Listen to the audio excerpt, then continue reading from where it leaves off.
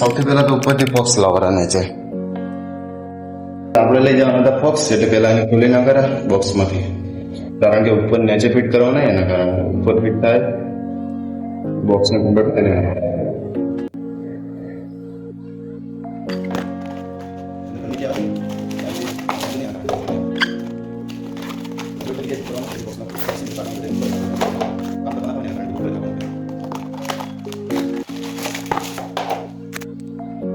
આપણે ટેમ્પરરી ચાલે એટલા બોક્સ આવી ગયા છે. આખી આ લાઈન ફિટિંગ કરવાનું બાકી છે, એટલે તો હવે આપણે એના સ્ક્રૂ લાઈન ના કરે તો ચાલો ઉપર.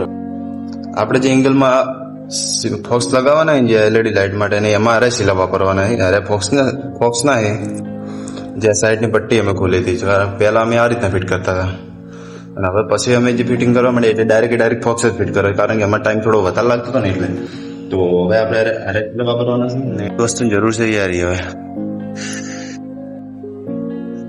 મશીન લોક કરી નાખા.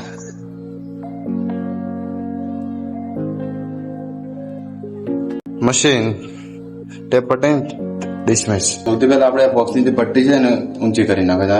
ઓમ મારે આખો ફીટ થાય છે ને ઉપરથી ઓમ નીચે મશીન લાગી જાય છે. લાંબી જે ડાયરેક્ટ ક્લેમ્પ લગાતા ને હવે આ ક્લેમ્પ એ જ જગ્યા ઉપર થાય છે જે જગ્યાએ બીમ આવેલો ને એ ઉપર, કારણ કે અહીંયા ઉપર આ ફોક્સ ડાયરેક્ટ ફિટિંગ નહીં થતું, એને ડાયરેક્ટ ક્લેમ્પ મારી અને પછી ફોક્સ સાઈડથી ફિટ કરવો પડે છે. મેં તમને પેલી ચાકી બતાવી એ રીતના યુઝ થાય. તો હું આ બધી પટ્ટી ખોલી નાખું ફટોફટ.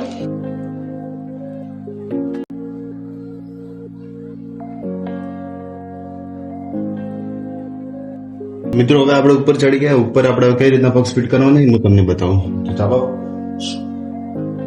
તો સૌથી પહેલા આપણે તેનું માપ લઈએ ફૂટનું.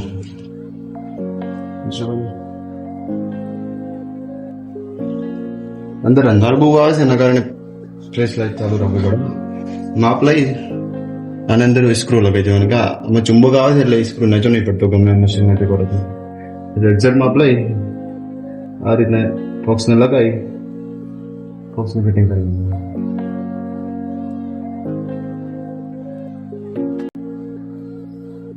એલ્યુમિનિયમની પાઇપ છે એમ ફિટિંગ તો જલ્દી થઈ જાય, કારણ કે સ્ક્રૂના અણીવાળા હોય ને એટલે ફિટિંગ થઈ જ જાય, એક્ઝેક્ટ લાગી જ જાય.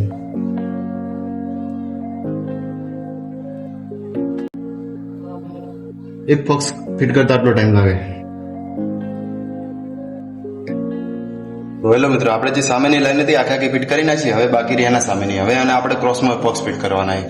તો આ લાઈન આપણે કેટલો ટાઈમ લાગે લાઈન ફિટ કરતા હોય હું તમને ટાઈમ બતાવું, અને આપણે જે નીચે ઉતરી એટલે બધો ટાઈમ ગણશું ભેગો.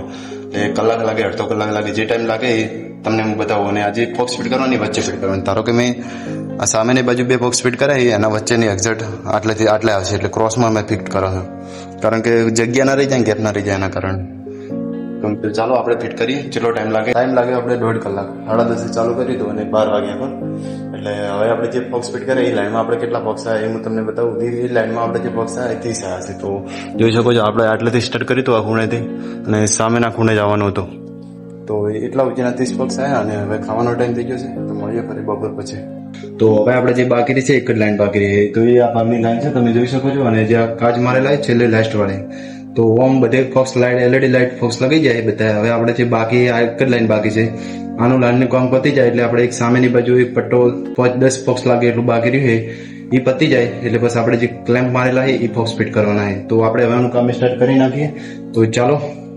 હેલો મિત્રો, આપણે જે ઉપરલા ફોક્સ ફિટ કરવાના હતા એ હવે કમ્પ્લીટ પતી જાય. હવે આપણે બાકી રહ્યું કોમ ખાલી જે આ ફોક્સ ખોલેલા હતા, જે બીમ નીચે ક્લેમ્પ આવ્યા છે ને એને એટલું બાકી રહ્યું છે. તો એના માટે આપણે જુગાડ કરી નાખ્યો છે, જેમ કારણ કે એનું પોનું તો આપણા પાસે હતું નહીં, આખું પોનું નહોતું મળતું, એટલે આ પોનાને આપણે કટિંગ કરી નાખ્યું છે આખે. એટલે ઓયથી કટિંગ કર્યું ને એટલે આ મશીનમાં કમ્પ્લીટ અમારે ફિટ થઈ ગયા. એ પોનું કાઢી અને આમાં આપણે ફિટ કરી નાખશું, એટલે આપણે એમાં થોડીક સ્પીડ થાય કોમ કરવા, એટલે એના કારણે આપણે જુગાડ કર્યો હતો. કારણ કે ઉપર ફિટ કરવા જાવ તો ટાઈમ વધારે લાગતો. એના અરે સ્ક્રૂ એના હાર્યા હતા, બોલ્ટ છે ચાકી હતી, તો ચાલો આપણે હવે એટલા બાકી રહી ક્લેમ્પ એ ફિટ કરી અને આપણે ફાઇનલ વિડીયો બનાવીએ. હવે આપણે નેક્સ્ટ ડે કરશે અને આજ જે કામ હતું એમાં કમ્પ્લીટ આપણે પરફેક્ટ કામ પતી ગયું છે. જે ફોક્સ ફિટિંગનું હતું ઉપરલા બધા પતી ગયા અને હવે જે બાકી રહે જે ક્લેમ્પ વગરના બાકી હતા, જે ક્લેમ્પ મારેલા છે એટલા બાકી રહી જશે કારણ કે હવે ટાઈમ પતી ગયો છે. તો હવે કાલે આપણે ફિટ કરીશું અને હવે આપણે જે મોસ્ટ કામ છે ઇમ્પોર્ટન્ટ એ કામ છે આપણે સામાન વાળે મૂકવાનો. કારણ કે સામાન આપણે અત્યારે વાળે મૂકશે તો કાલે આપણે વ્યવસ્થિત રીતે મળી જશે. કારણ કે રાતના આપણે કોઈ નક્કી ના હોય કઈ જગ્યાએ કોઈ વસ્તુ મૂકી દીધી હોય તો કોઈ લઈ જાય અને જવાબદાર આપણે ખુદ રહીશું. એટલે આજનો આપણે સામાન કમ્પ્લીટ કરી નાખ્યો. હવે આપણે આને મૂકી પછી અહીંયાથી રવાના થઈશું.